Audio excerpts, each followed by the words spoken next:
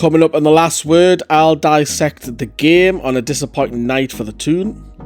It takes a massive ricochet, I'm sure it was Dan Burn, and it loops over. If it doesn't hit Dan Burn, it doesn't cut in. We'll hear from Eddie Howe on what he said, and also the criticism that Newcastle have nothing to play for. Yeah, that's why I say there's a huge amount to play for. If people say our season's over, and that's absolute nonsense as far as I'm concerned. And I have a passionate response to that, because Newcastle United do have something to play for. Keep believing, man. Stop being negative. We got put out, we expected to get put out, and now you can say like Eddie Howe this, Eddie Howe that, you didn't do this, you didn't do this, you didn't do that. But overall as a picture, we still have something to play for in the league, and that's what I'm trying to drill in. This is the last word. Manchester City 2, Newcastle United 0. Let's get going. Hello everybody, welcome back to the last word here in a really soaking drenched Manchester.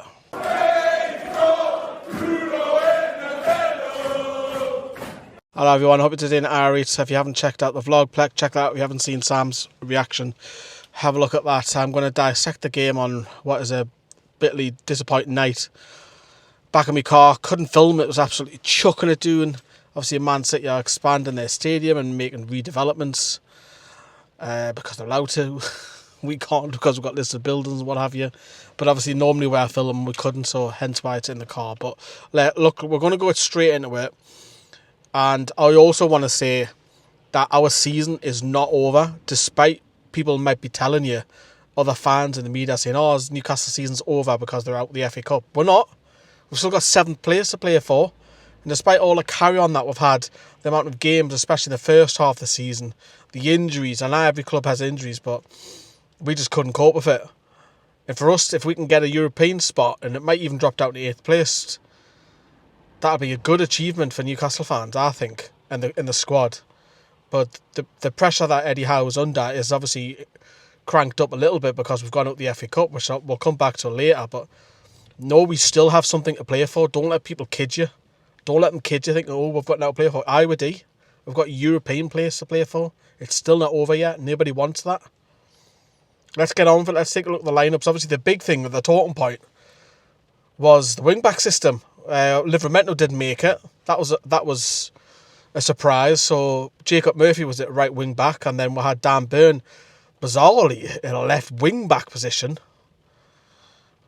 Jamal Lascelles come in. I don't get why Dan Burn would play in a left wing back position, because surely he would just bring Lewis Hall in. I mean, what is it with Lewis Hall that he can't play? It's so bizarre.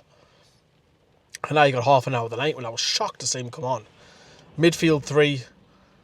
I would have liked to see Sean come out personally because I think he had a poor game at Chelsea. But yeah, Anthony Gordon was tucked in because obviously the wing backs would get up and down. But great to see him in the England squad. But it kind of told me the story that, look, we're expecting Manchester City to dominate. We already knew that. I think if Livramento was fit, I think he would have played 4 at the back. I really do. But that was probably forced his decision to play Murphy at right wing back. But yeah, I mean, First of all, we'll address the elephant in the room, because you've seen it on the vlog. How come? And I sound like I'm being repetitive because I've only just said it with Chelsea. But how come Manchester City can't sell out their stadium tonight for a quarter-final tie? The champions, the world club champions. How come they can't sell out? It mind-boggles me. It absolutely mind-boggles me. I'm not the stereotype fan thing, oh, empty hard and all that. There was pockets around the ground of empty seats. I'm like, how can you not sell out? Is it the price? It goes back to Chelsea, when I said it the other night at Chelsea. Chelsea have had a lot of success, and it brings tourists in, and that kills the atmosphere. It does. It absolutely kills it. Man City got it as well. I don't think they've got it as much, mind, as Chelsea, because Chelsea being in London, obviously you've got all different kinds of backgrounds living there. But I don't think City have got it bad as Chelsea, but it's still, the atmosphere was awful for a side that win everything. And it's like, how are you not generating atmosphere? They've got an unbelievable team, without a shadow of a doubt. I will praise Man City to the hills and back, but not the atmosphere. And I know atmosphere doesn't win you games, but even, hey, it blows me mind. when I come to these grounds, and this is the second time I've been at the Etihad this season, second time I've done Stamford Bridge. These clubs are winning European trophies and they're kind of generating atmosphere. It's like mind-boggling, and they blow fake audio into the ground because I watched the game afterwards when I got EM. Mental, man. Absolutely mental. Crazy, but they've got an unbelievable team and they were allowed to spend. That's what we're not allowed. They were allowed to start and build. And then, don't get me wrong, what they've done also around the Etihad is absolutely incredible. And the foundation and what they've done for the women's game, it's unbelievable what their owners have done. They've done it the right way. Just we're not allowed to spend money on the team, so we're restricted now. We're driving with a handbrake on at the minute, and so are Aston Villa effectively. Yeah, it's just obviously the whole FFP needs looked at. I know they've had a meeting last week, but for me it needs totally looked into. I think Premier League clubs should be not exempt from the rule, but it should be like... if you know that the club owners have been in for a couple of years, there should be the freedom to then go over that 105 million over 3 years. But look, going back to the game, I've gone off on a tangent. I'm not going to go on about every single chance, but the 2 goals I think that we conceded was so unfortunate. And it's not often I say that. I'll say it was his fault. It was his fault. And I do say, and I'll admit it, on the second goal, because I only seen it back once, I've seen it back now with replays, so I've got the benefit of that now. That's the beauty about having Wi-Fi in stadiums, you can see the goals back.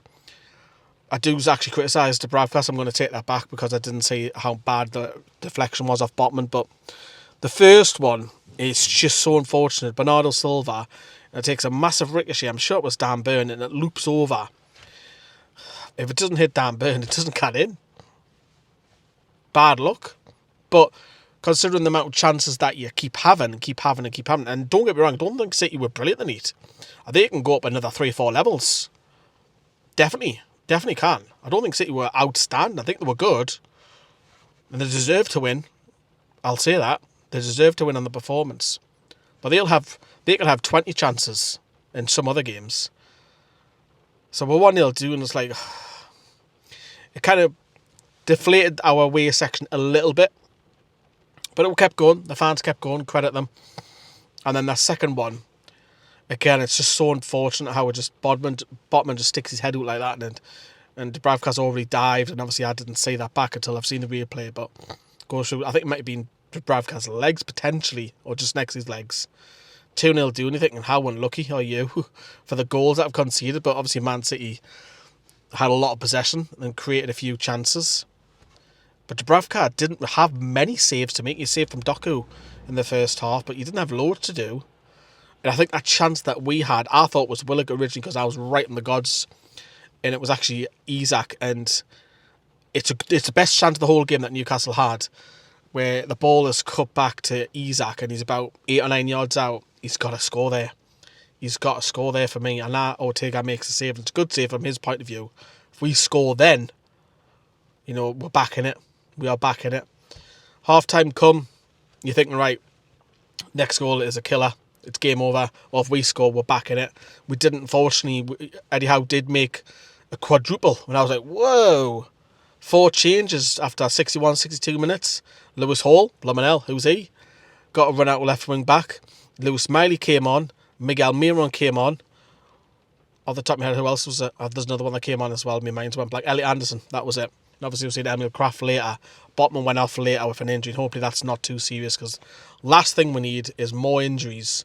With Trippier and Livermentals, I don't think serious, but Botman you've just got to be careful with. I know he's been out of form, but you don't really want to lose him. Not really. But, the crowd were a little bit flat second half, our away fans as well. So I'll criticise some of our away section as well, because it was.